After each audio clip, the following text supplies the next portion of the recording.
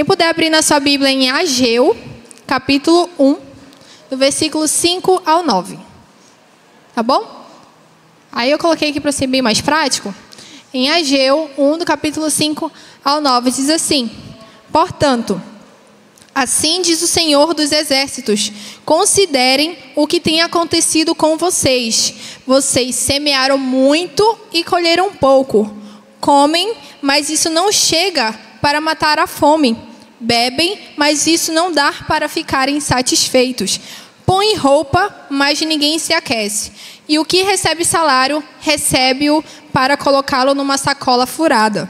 Assim diz o Senhor dos Exércitos: considerem o que tem acontecido com vocês. Vão até o monte, tragam madeira e reconstruam o templo. Dele me agradarei e serei glorificado, diz o Senhor.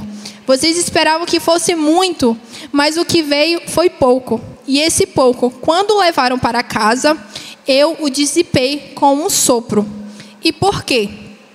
Pergunta o Senhor dos Exércitos: porque o meu templo permanece em ruínas, enquanto cada um de vocês corre por causa de sua própria casa. Então, para ficar uma coisa mais clara no ponto de visão, né, que quando a gente não oferta, não dizima, não dá um ato de agradecimento ao Senhor, né, a palavra de Deus diz que acaba virando ruínas, né, não tem prosperidade.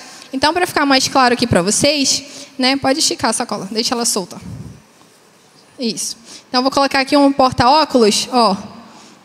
Caiu, né? A sacola está furada. Vou colocar um bloquinho de notas e vou colocar uma carteira simbolizando a nossa vida financeira. Tá? Então, aqui, o versículo diz o quê?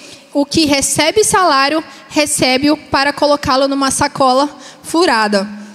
E aí, para o segundo slide, eu coloquei pontos aqui rapidinho, que o ponto que a palavra de Deus fala sobre o templo. Por que a gente deve ofertar e dizimar?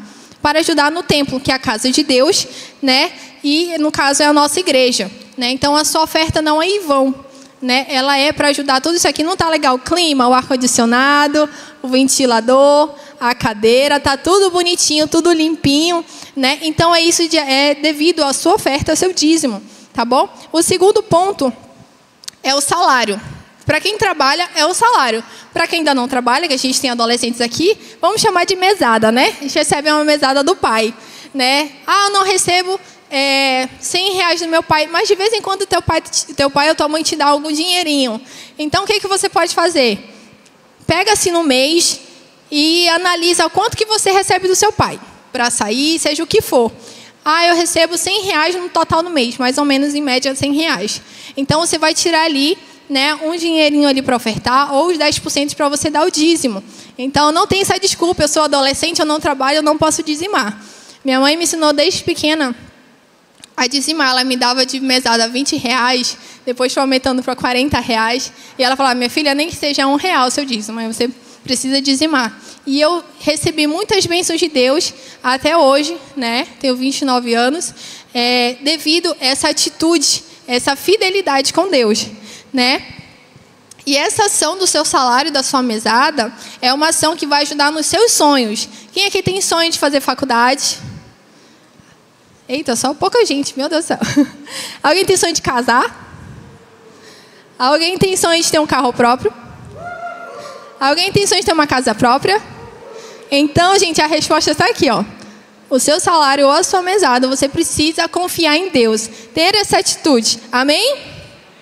E o próximo ponto, né, que não fala especificamente de dízimo aqui nesse versículo, mas o dízimo, eu queria deixar claro, o dízimo é uma primícia, né, que em Malaquias 3:8 fala sobre isso, né, a primícia, a gente não dá. Eu dei uma investigada aí com os pastores bem legais, que eles pontuam isso, já desmembrando vários versículos, várias partes da Bíblia falando sobre dízimo, que a gente não dá, a gente devolve a Deus o nosso dízimo. Por quê?